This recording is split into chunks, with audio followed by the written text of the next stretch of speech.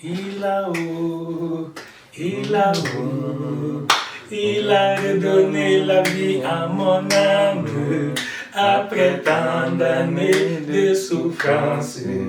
Il a redonné la vie à mon âme. Il a où, il a où, il a où, il a redonné la vie à mon âme, après tant d'années de souffrance. Il a redonné la vie à mon âme. Il a où, il a où, il a où, il a redonné la vie à mon âme, après tant d'années de souffrance. Jésus a redonné la vie à mon âme. Gloire à toi, Seigneur, pour ton amour. Amen. Merci pour ta bonté, merci pour ta grâce. Merci pour ce 8e mois de l'année. Tu nous permets de voir le mois d'août 2025. Maître, à toi la gloire, à toi le règne. Qu'est-ce que nous avons fait pour mériter? C'est ta grâce, Seigneur. C'est par tes bontés que nous jouissons de la vie. C'est par tes compassions que nous respirons encore. Amen. Depuis le 1er janvier, tu as été fidèle. Amen. Tu as été notre bouclier, notre rempart, notre forteresse, Seigneur, nous te louons. C'est avec joie que nous venons devant toi ce matin. Amen. Pour recevoir la nourriture spirituelle, Amen. Le pain de vie pour le salut de nos âmes. Amen. Seigneur, sois béni et magnifié. Amen. Père, toi qui veilles sur ta parole pour l'exécuter, nous prions que ta présence soit faite parmi nous. Amen. Car tu as dit que là où 2 ou 3 sont réunis en ton nom, tu es au milieu d'eux. Seigneur, que ta présence soit effective dans ce culte matinal. Amen. Et que, Seigneur, tu ouvres pour chacun de nous les écluses des cieux. Nous sommes venus avec des problèmes, avec des soucis, des maladies. Chacun de nous, Seigneur, a ses préoccupations et nous ne comptons que sur toi. Amen. C'est pourquoi, Père, étends ta main forte et ton bras puissant. Amen. Que ta parole sorte avec autorité et puissance pour nous délivrer de tous nos maux et nous accorder la parfaite restauration. Amen. Au nom de ton Fils Jésus-Christ. Amen. Amen. Alléluia. Amen. Bien-aimés, notre méditation de ce matin a pour thème « Voici ma saison de restauration ». Alléluia. Amen. Oui, voici ma saison de restauration. J'aimerais que chacun répète avec moi « Voici ma saison de restauration ». Allons-y. Voici ma saison de restauration. Alléluia. Amen. Oui, le Seigneur est le Dieu de miséricorde, le Dieu de paix, de bonté. Malgré les infimités, malgré les perpétuels égarements des hommes, Dieu a toujours la main tendue vers sa créature. Dieu ne veut pas la mort d'un pécheur. Au contraire, Dieu veut que le pécheur se repente et qu'il ait la vie. Donc, quelle que soit ta situation, ne désespère pas. Même si tu as commis n'importe quel péché, même si vraiment ton cœur te dit que ça ne vaut plus la peine, non, au contraire, tu as besoin de Jésus. Alléluia. Amen. Oui, il est écrit dans le livre de Joël chapitre 2, verset 25 à 26. Joël chapitre 2, verset 25 à 26, nous lisons, l'Éternel dit, « Je vous remplacerai les années qu'ont dévoré la sauterelle, le gélec, le asile et le gazan, ma grande armée que j'avais envoyée contre vous. Vous mangerez et vous vous rassasierez et vous célébrerez le nom de l'Éternel votre Dieu, qui aura fait pour vous des prodiges, et mon peuple ne sera plus jamais dans la confusion. » Alléluia. Amen. Voilà la promesse de Dieu à toi, mon frère. Voilà la promesse de Dieu à toi, ma soeur. Voilà la promesse de Dieu pour moi. Dieu promet de nous remplacer les années perdues. Dieu sait qu'on a eu des moments difficiles. Chacun de nous a traversé des moments vraiment douloureux, des moments pénibles.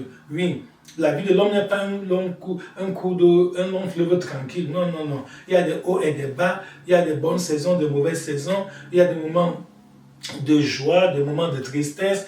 Oui, et parfois, nous enregistrons des pertes. Tu peux perdre de l'argent, tu peux perdre un diplôme, tu peux perdre beaucoup de choses, tout objet précieux, ça arrive. Mais le Seigneur dit qu'il va nous remplacer les années perdues. Alléluia. Amen. Oui, l'une des choses les plus précieuses pour l'homme, c'est le temps. Le temps que nous subdivisons en années, mois, semaines, jours, heures, etc. Le temps est très précieux. Et le Seigneur connaît l'importance du temps. Il sait comment, lorsque tu es en retard, ça te gêne. Lorsque tu penses que je devais déjà être à tel niveau, je devais avoir telle chose, je devais réaliser tel projet, mais jusqu'à présent, je tourne encore autour de la même montagne, je marque les pas sur place, cela n'est pas bon. Alors le Seigneur a vu nos problèmes, il a vu nos retards, il a vu vraiment tous les handicaps, tous les obstacles, les oppositions qui nous freinent. Et il dit qu'il va nous remplacer les années que nous avons perdues. Alléluia. Amen. Donc, quel que soit ce que tu as perdu, je ne sais pas si peut-être tu as perdu la santé physique, ou tu as perdu peut-être de l'argent, ou tu as perdu ton emploi, ou tu as perdu une promesse de mariage, ou tu as perdu un business que tu croyais promoteur et finalement ça s'est écroulé. Non, ne te décourage pas. La parole de Dieu t'annonce une bonne nouvelle ce matin par ma bouche. Alléluia. Amen. Et le Seigneur te promet la restauration. Qu'est-ce que la restauration? Commençons par la définition. La restauration, c'est l'action de restituer quelque chose dans son état initial, ou bien à son propriétaire antérieur.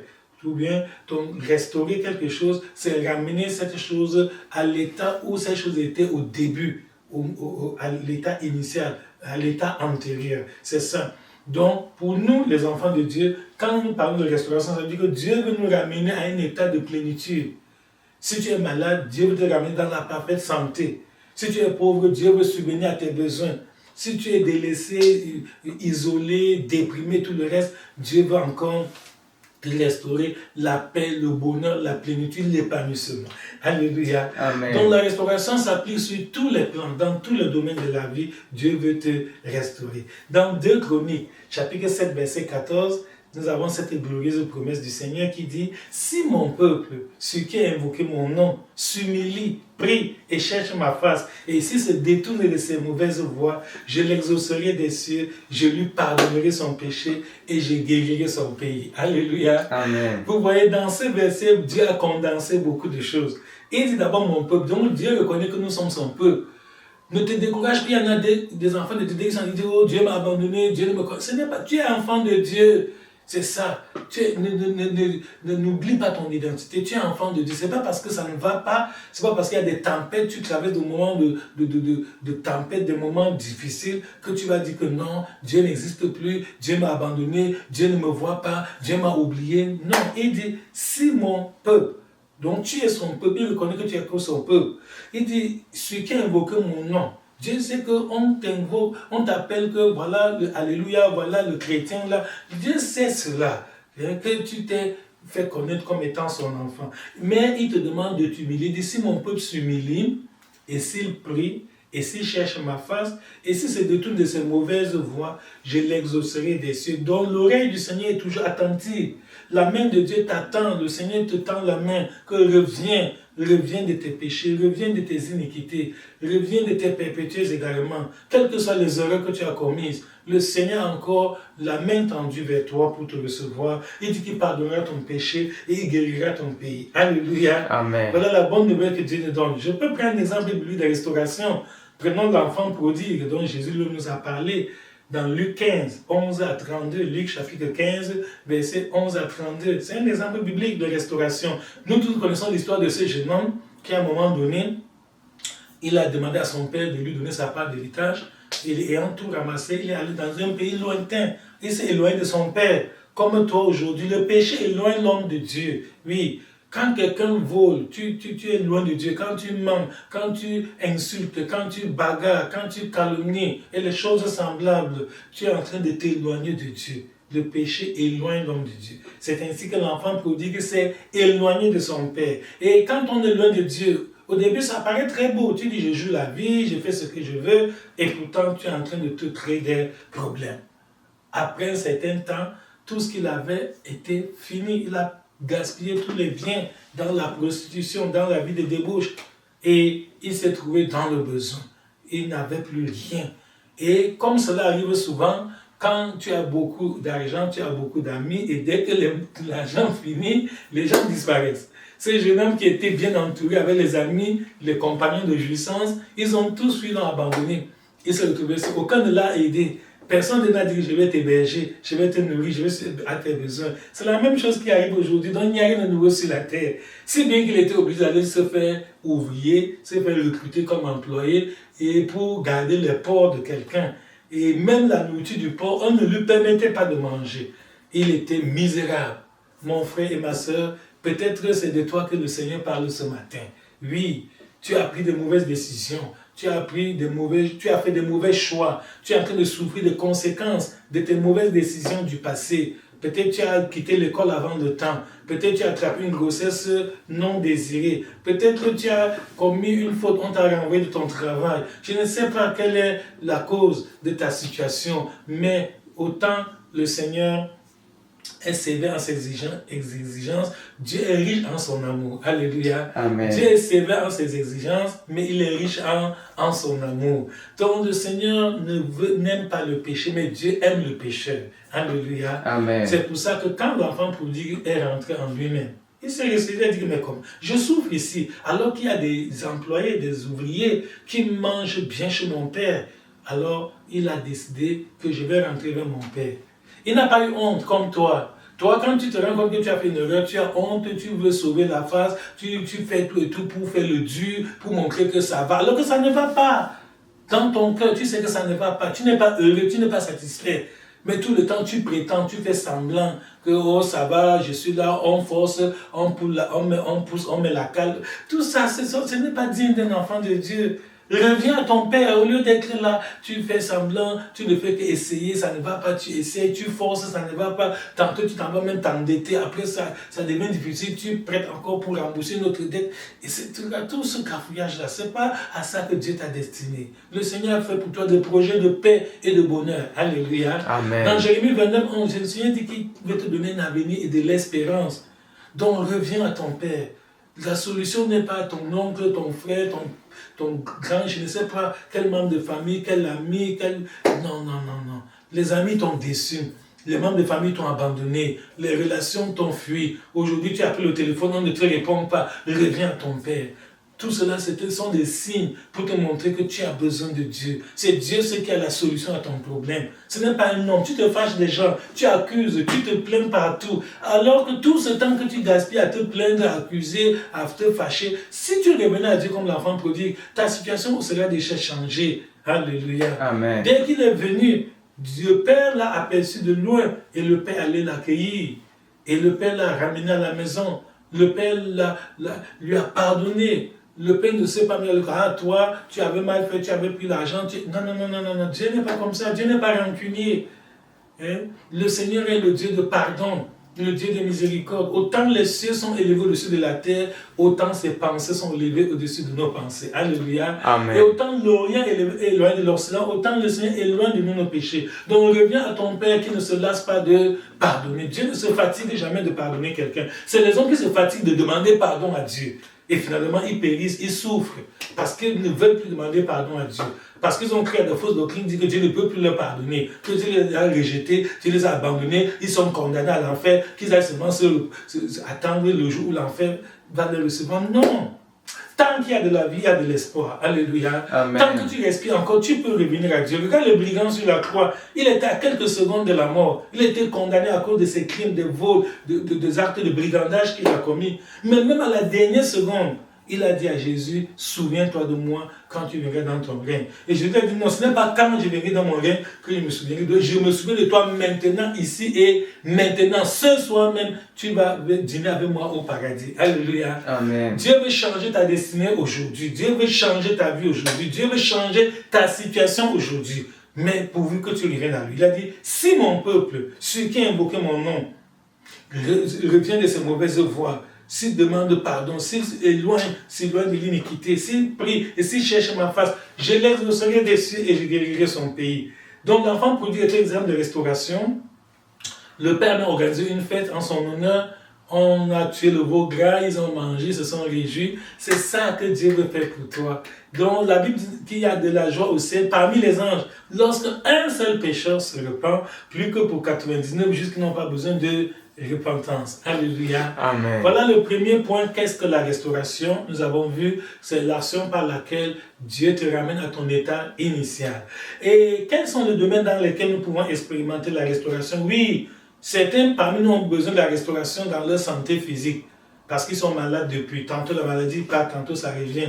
Non, le Seigneur, la Bible nous dit que par les meurtrissures de Jésus, nous sommes guéris. Donc le Seigneur va t'accorder la parfaite santé au nom de Jésus. Amen. Il y en a qui Besoin de restauration sur le plan financier, économique, matériel. C'est-à-dire qu'ils n'ont pas les moyens de subvenir à leurs besoins. Il manque d'argent pour parler terre à terre. Oui, le Seigneur va te restaurer. Si tu reviens à lui, si tu te réconcilies avec Dieu de tout ton cœur, sincèrement, le Seigneur va ouvrir pour toi les écluses des cieux. Dieu va bénir tes entreprises. Dieu va te donner du travail. Dieu va t'accorder la grâce de prospérer sur le plan financier et matériel. Et tu ne seras plus jamais dans le besoin. Alléluia. Amen. Tu ne seras plus dans les dettes. Tu ne vas plus être en train d'être accablé de tourments. Dieu peut restaurer même ta famille. Peut-être que vous ne vous entendez plus dans votre famille. Il y a la division, il y a les mésententes, il y a les incompréhensions. Chacun accuse l'autre, les gens s'esquivent, les gens ne se fréquentent, ne se visitent plus. Vraiment, chacun s'éloigne, etc. Chacun prend de mauvaises décisions. Mais si tu viens à Jésus, le Seigneur va t'utiliser comme un apôtre de la paix, comme un instrument de réconciliation. Et par toi, Dieu va faire que tous les membres de famille qui ne se parlaient plus, qui ne se visitaient plus, ils vont se réconcilier et la famille sera encore unie. Alléluia. Amen. Je me rappelle, on chantait ce cantique quand j'étais tout petit. Jésus dans la famille, quelle grande joie, quelle grande joie, quelle grande joie. Jésus dans la famille, quelle grande joie, oh quelle grande joie. Alléluia. Amen. Oui, quand Jésus est dans la famille, c'est la joie, c'est la paix, c'est l'entente, il y a la communion et l'harmonie. Alléluia. Amen. Donc c'est à chacun d'établir sa liste des besoins. Tu connais en quoi tu veux être restauré. Tu connais dans quel domaine de la vie est-ce que tu as des manquements, où est-ce que tu as eu des pertes, où est-ce que vraiment tu es en retard. C'est à toi d'établir ta liste. Alléluia. Amen. Maintenant, troisième point, que faire pour expérimenter la restauration? Qu'est-ce qu'il faut faire? Parce qu'il y a toujours la part de l'homme et la part de Dieu. Qu'est-ce que nous devons faire, nous qui aspirons, qui avons soif de la restauration? Nous allons lire la parole dans Hébreux chapitre 4 à partir du verset 1 jusqu'au verset 3. Hébreux chapitre 4, 1 à 3. Là, je vais vous parler de l'importance de la foi. La foi est très importante pour la restauration. Pour être restauré, il faut croire à la parole de Dieu. Il faut accepter la parole de Dieu pour vrai, sans réserve. La Bible dit dans Hébreux 11, 1 que la foi est une ferme assurance des choses qu'on espère, une démonstration de celles qu'on ne voit pas. Et au verset 6, il précise dans le même livre de Hébreux chapitre 11, verset 6, il précise que, or, sans la foi, il est impossible d'être agréable à Dieu. Parce qu'il faut que celui qui s'approche de Dieu croit que Dieu existe et que Dieu est le rémunérateur de ceux qui le cherchent. Alléluia. Amen. Donc la foi est très importante. Beaucoup de gens n'arrivent pas à obtenir l'exaucement de la prière parce qu'ils doutent. C'est vrai que tu pries, mais tu doutes même en priant. Tu jeûnes, mais tu doutes. Tu dis, ah, moi aussi je suis là, on a des jeûner, je jeûne, on a des prier, et puis je ne suis pas sûr où Dieu va me donner ce que je demande. Non, il ne faut pas prier avec c'est-à-dire avec des points d'interrogation dans le cœur. Non, il ne faut pas prier avec le doute. Non. Il faut avoir foi que ce que Dieu a promis, il peut l'accomplir. Il a dit que si 2 ou 3 sont venus à mon nom, je suis au milieu d'eux. Et s'ils s'accordent pour demander quelque chose, j'exaucerai du haut des cieux. Dieu n'est pas un homme pour mentir. Dieu n'est pas le fils de l'homme pour se repentir. Donc la parole de Dieu est certaine, elle est immuable, elle ne change pas. Si tu as foi à cette parole, elle va te guérir, elle va te laver, te purifier, te restaurer, elle va te donner la grâce que tu cherchais depuis longtemps. Je prie que cette grâce soit ton partage au nom de Jésus. Amen. Hébreux chapitre 4, verset 1 à 3, il est écrit, craignons donc, tandis que la promesse d'entrer dans son repos subsiste encore, qu'aucun de vous ne paraisse être venu trop tard, car cette bonne nouvelle nous a été annoncée aussi bien qu'à eux. Mais la parole qui leur fut annoncée ne leur servit de rien, parce qu'elle ne trouva pas de la foi chez ceux qui l'entendirent. Voilà le drame de plusieurs chrétiens aujourd'hui. Le fait qu'ils n'ont pas foi. Tu vas à l'église tous les dimanches, tu écoutes la parole de Dieu, mais après, tu es intoxiqué par les réseaux sociaux. Tout ce que les hommes disent, vous savez, il n'y a pas de contrôle. N'importe qui peut dire n'importe quoi sur Facebook, YouTube, Instagram, TikTok, etc. Il fait une petite vidéo où je ne sais pas moi quoi, là, il publie, personne ne contrôle, on ne sait pas si c'est vrai, si c'est faux, on ne sait pas où sont ses sources, où est-ce qu'il a puisé, tout ça. Et toi, tu suis ça et tu te laisses influencer, tu te laisses intimider, tu te laisses refroidir, décourager par toutes ces choses que l'on publie sur les réseaux sociaux. Je prie que tu ne sois plus victime au nom de Jésus. Amen. Que cette parole te rende sage et que tu comprennes que ton sort est entre les mains de Dieu. Peut-être que c'est les hommes qui t'ont calomnié. On a sali ton nom, on a sali ta réputation, on a parlé mal de toi partout, on t'a traîné dans la boue, on a raconté sur toi des choses que tu n'as même jamais fait, même ce que tu ne connais pas. Et les gens ont cru, parce que nous sommes dans une société où les gens croient sans vérifier. Dès que tu parles de quelqu'un, un autre écoute, il ne va même pas contrôler, voir si c'est... Il ne te demande même pas. Non, il s'en va, dit à un autre, qui dit à un autre, qui dit... Et cela se répand de bouche à oreille finalement. Ta réputation est salie. Mais sache que Dieu connaît la vérité. Alléluia. Amen. Oui, Dieu connaît, Dieu est omniscient, il sait tout. Dieu n'a pas besoin qu'on lui donne une information quelconque.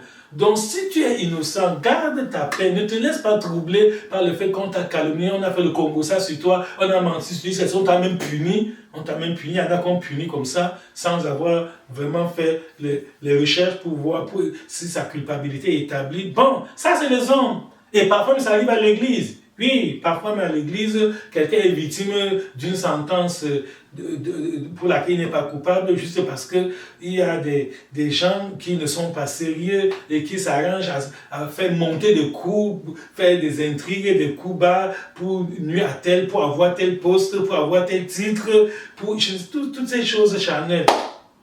Donc la lutte charnelle est à l'origine de beaucoup de frustration aujourd'hui parmi les enfants de Dieu. Beaucoup de gens sont victimes. Mais je te dis que Dieu connaît la vérité. Alléluia. Amen. Si tu as cru en Dieu, garde confiance en Dieu. Le Seigneur est fidèle à ses promesses. On ne peut pas mentir Dieu. On ne peut pas venir te calomnier pour se marcher Dieu. Non, c'est impossible.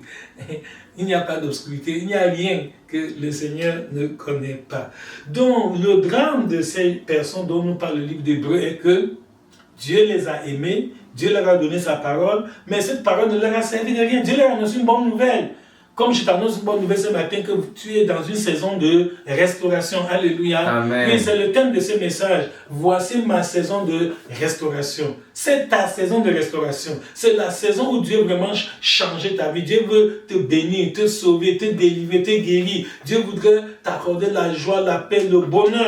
Le Seigneur veut te rendre heureux. Le Seigneur veut résoudre tous tes problèmes. Le Seigneur veut changer ton histoire. Dieu a vu tes larmes. Dieu a vu comment quand tu es au milieu des gens, tu fais le dur, tu fais le grand, le fort, que ça va. Mais lorsque tu es seul dans ta couche, dans ta chambre, tu pleures amèrement, tu regrettes.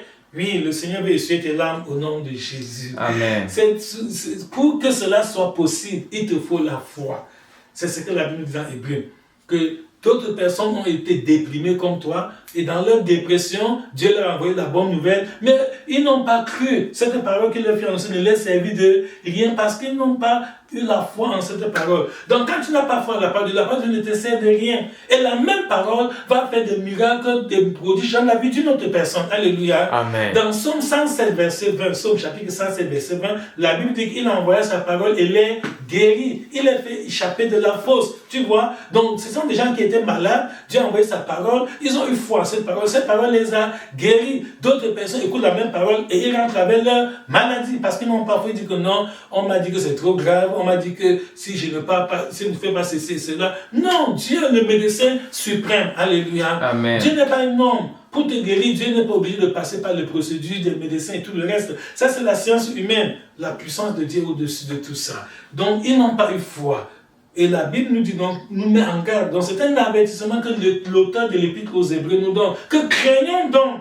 Tandis que la promesse d'entrer dans son repos subsiste encore. Qu'aucun de nous n'arrive trop tard. Quelqu'un peut arriver trop tard pour la promesse de Dieu. Pourquoi? Parce que le temps où Dieu te tend la main pour te bénir, tu es là, tu dis non, on a dit qu'il y a ceci, ceci. Tu crois à ce que les hommes disent plus qu'à ce que Dieu dit. Dieu, ton créateur, dit quelque chose et tu mets ça en doute.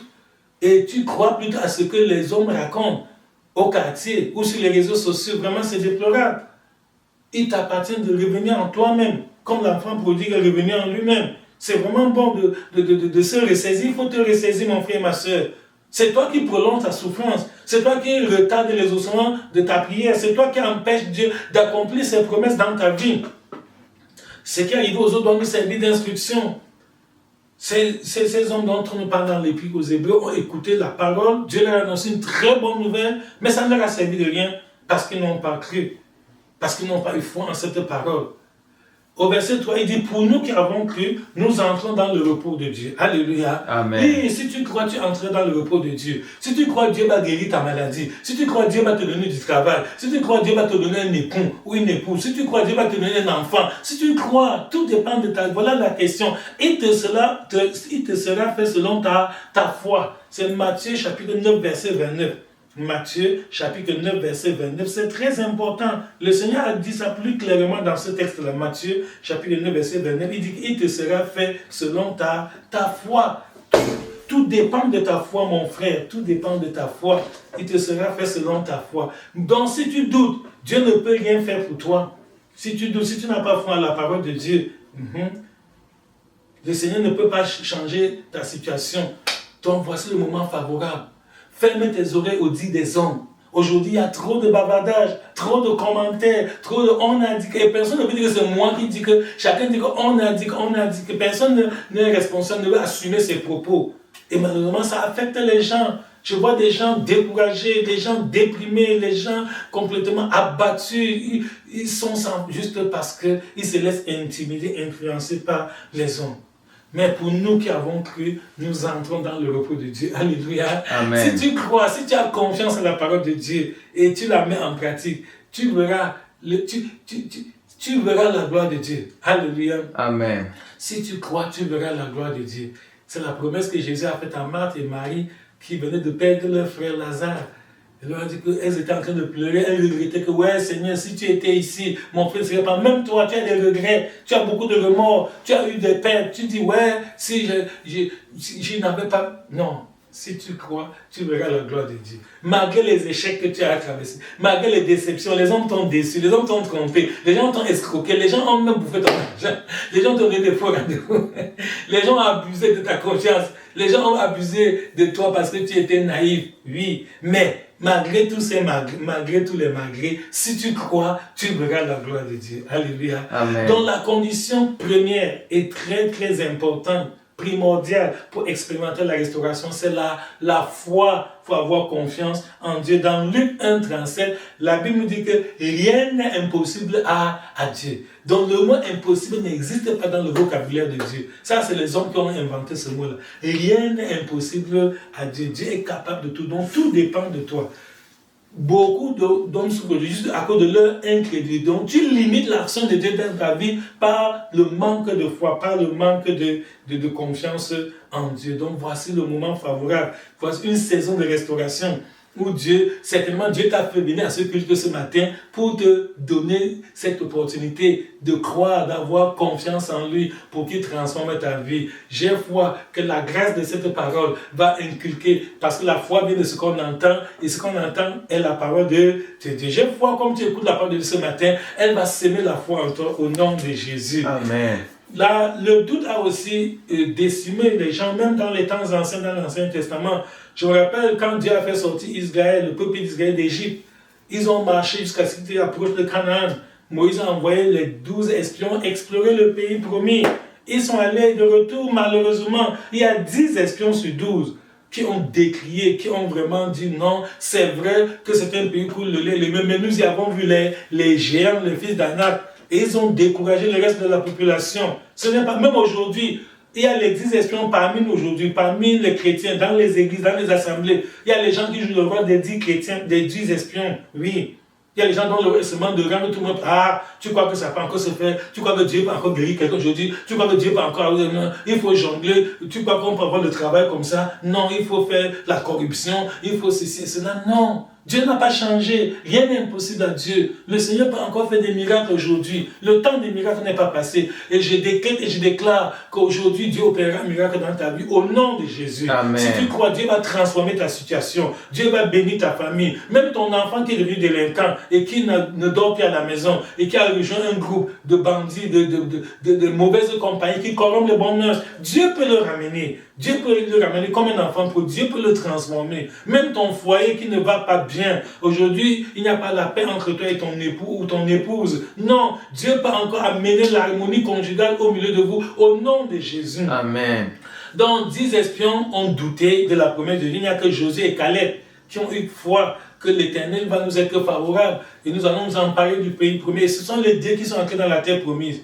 Donc je ne sais pas quelle promesse Dieu t'a faite et pour laquelle tu as encore des doutes. Parce que tu es dans des calculs scientifiques, tu es dans des raisonnements. Tous les jours, tu es dans les raisonnements cartésiens. Tous les jours, tu prêtes oreille aux dires des hommes. Non, mon frère et ma soeur, la parole de Dieu est créatrice. Rien n'est impossible à Dieu. Nous admirons les apôtres de l'église primitive, que Dieu faisait beaucoup de miracles au milieu d'eux. Le Seigneur lui-même, il n'a pas changé. Si nous voulons expérimenter les mêmes miracles que Dieu a opérés dans l'église primitive, parmi les apôtres de la première heure, nous n'avons qu'à suivre leurs traces et faisons la même chose que eux. C'est tout. Ayons foi en Dieu et mettons en pratique sa parole. Donc, toi qui as écouté cette parole ce matin, sache que tu es comme une femme enceinte. Alléluia. Amen. Oui, tu as la grossesse de beaucoup de choses. Tu ne sais pas qu'est-ce que tu veux accoucher. Peut-être c'est un emploi, peut-être c'est une promotion, tu travailles longtemps au même poste depuis, tu voudrais être promu à un poste de responsabilité. Tout ça est possible. Mais pour que cela vienne à la naissance, pour que cette grossesse puisse enfanter ta promotion, enfanter ta guérison, enfanter ta prospérité, enfanter ton succès scolaire, je ne sais pas dans quel domaine tu espères une percée, oui, il te faut être prudent. Vous verrez que généralement les femmes enceintes sont très très prudentes. Elles ne se comportent pas comme les autres femmes parce qu'elles savent qu'elles attendent un enfant. Alléluia. Amen. Donc elles marchent avec crainte et tremblement. C'est Philippiens 2,12. Dans Philippiens chapitre 2, verset 2, il est dit: ainsi, mes bien-aimés, comme vous avez toujours obéi, travaillez à votre salut avec crainte et tremblement. Non seulement comme en ma présence, mais bien plus encore maintenant que je suis absent. C'est ce que Paul disait aux chrétiens de l'église de Philippe. De marcher avec crainte et tremblement. Quand tu sais que tu attends la promesse de Dieu, tu ne dois pas t'amuser avec le péché. Tu ne dois pas jouer avec le mal. Non, tu dois te sanctifier. Tu dois t'éloigner des mauvaises actions, comme il a dit dans 2 Chroniques. Si mon peuple s'humilie et se détourne de ses mauvaises voies. Il y en a qui s'humilient, ils confessent le péché, ils pleurent, ils crient, mais après, ils ne se détournent pas des mauvaises voies. Ça, c'est la repentance. Pleurer, confesser, c'est bien pour ça, mais il te faut la conversion, le changement. C'est ça que Dieu dit que si mon peuple s'humilie, reconnaît ses fautes, mais il ajoute, et s'il se détourne de ses mauvaises voies. Donc, si tu confesses, tu restes dans tes mauvaises voies. Tu es dans le mensonge, tu es tout dans le Congossa, dans les murmures. Tous les jours, tu murmures contre ton serviteur, tu murmures contre ton pasteur, tu murmures contre tes parents, tu murmures contre tout le monde. Ton cœur et ta conscience est toujours chargée. C'est pas bon. Ton cœur est devenu une prison immense, une gigantesque prison. Tu as déjà emprisonné tellement de gens dans ton cœur. Non, si tu veux la grâce, pardonne à tous ceux qui t'ont offensé. Qu'ils demandent pardon ou pas, tu veux te libérer. Parce que quand tu refuses de pardonner, toi-même, tu te fais du mal. On dit souvent qu'un garde prisonnier n'est pas très différent d'un prisonnier. Parce que le garde prisonnier, le prisonnier ne bouge pas. Et le garde prisonnier non plus ne bouge, il est là à côté. Donc, refuser de pardonner, c'était faire du mal. Le pardon guérit. Alléluia. Amen. Donc voici le moment favorable pour toi, mon frère et ma soeur. Que sois sage. N'imite pas les autres. Dis pas, j'ai vu tel faire ceci, moi aussi. Non. Tu as une grossesse. Quand une femme grosse, quand une femme enceinte arrive en route, elle voit les femmes non enceintes qui font cette choses. Elle ne les imite pas. Et nous n'avons pas la même situation.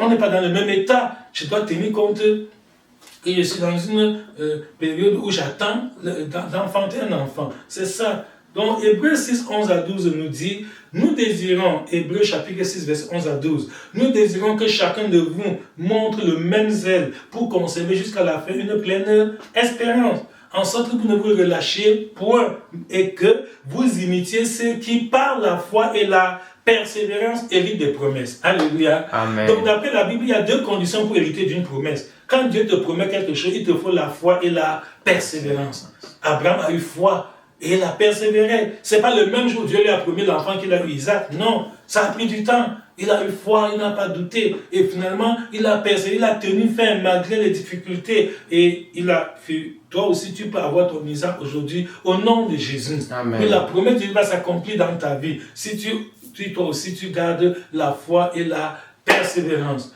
Ensuite, il faut faire des recherches et des investigations. Toi qui veux la restauration, oui, il faut être concentré. Ne sois pas distrait. La distraction est une arme puissante du diable. L'ennemi aujourd'hui a eu beaucoup de chrétiens avec la distraction. C'est-à-dire, tu as un problème. Or, au lieu de faire comme Anne est partie à Silo. Elle n'était pas distraite. Elle a su que j'ai un problème et je dois chercher la face de Dieu pour mon problème.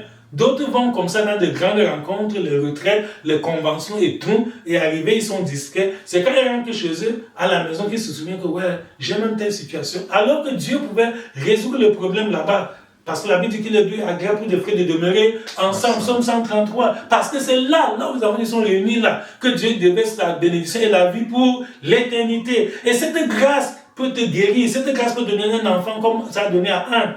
Si tu n'es pas distrait. Donc, dans 1 Pierre chapitre 1, verset 10 à 12, il nous dit, les prophètes, 1 Pierre chapitre 1, verset 10 à 12, les prophètes qui ont prophétisé, touchant la grâce qui vous était réservée, ont fait de ce salut l'objet de leurs recherches et de leurs investigations. Ils étaient très sages.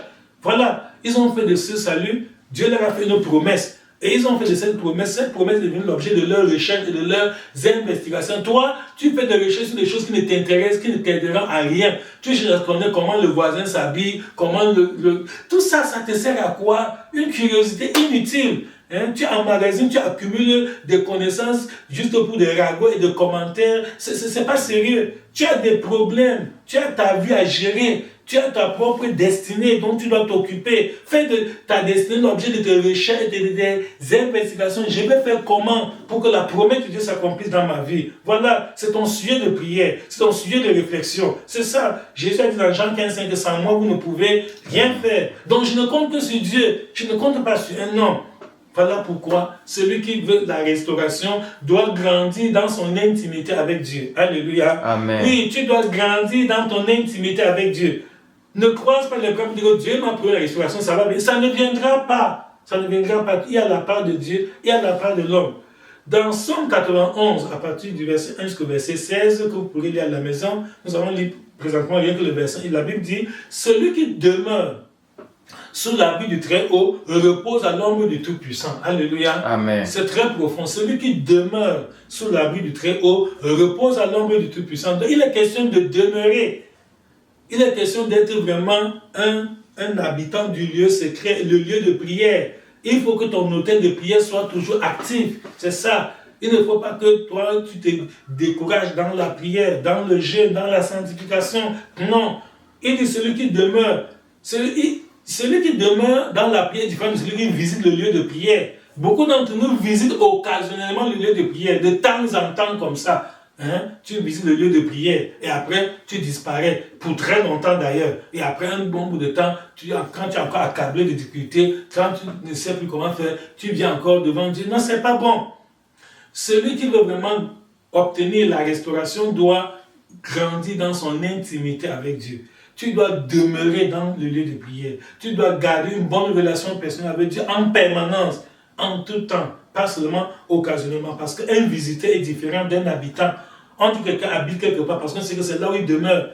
À tout moment, tu peux l'y trouver. Même un visiteur est venu là pour quelques heures, quelques jours. Alléluia. Amen. Que ce soit ton domicile. Et puis, il te faut un déménagement spirituel. Alléluia. Amen. Oui, il te faut un déménagement spirituel. Si tu veux expérimenter la restauration, toi qui habitais dans la discussion, dans le bavardage, les plaisanteries, les commentaires, tu dois déménager, abandonner ces mauvaises habitudes-là. Et désormais, quand on vient te chercher dans la discussion, on ne te trouve plus. On te cherche dans le Congo, on ne te trouve plus. On te cherche dans les murmures, on ne te trouve pas. Parce que tu as déménagé spirituellement. Tu as une nouvelle adresse. Ta nouvelle adresse, c'est le lieu de la prière. Tu es concentré dans le jeûne, dans la recherche de la face de Dieu. Dans Luc 18, 1, Jésus nous dit, Luc chapitre 18, verset 1, il dit, Jésus a adressé une parole pour montrer qu'il faut toujours prier et ne point se relâcher. Alléluia. Amen. C'est ça.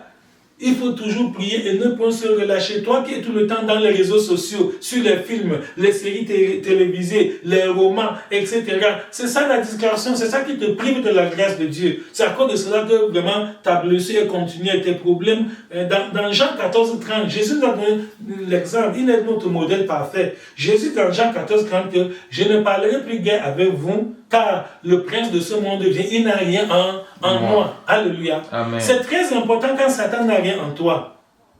C'est dangereux lorsque le prince du monde, l'ennemi Satan, peut revendiquer que Dieu, tu dis qu'il est ton enfant, n'est-ce pas, je l'entraîne dans telle passion du monde, etc. Il est dedans, tu vois. Donc, mais Jésus nous a donné le modèle que le prince du monde vient, il n'a rien en moi.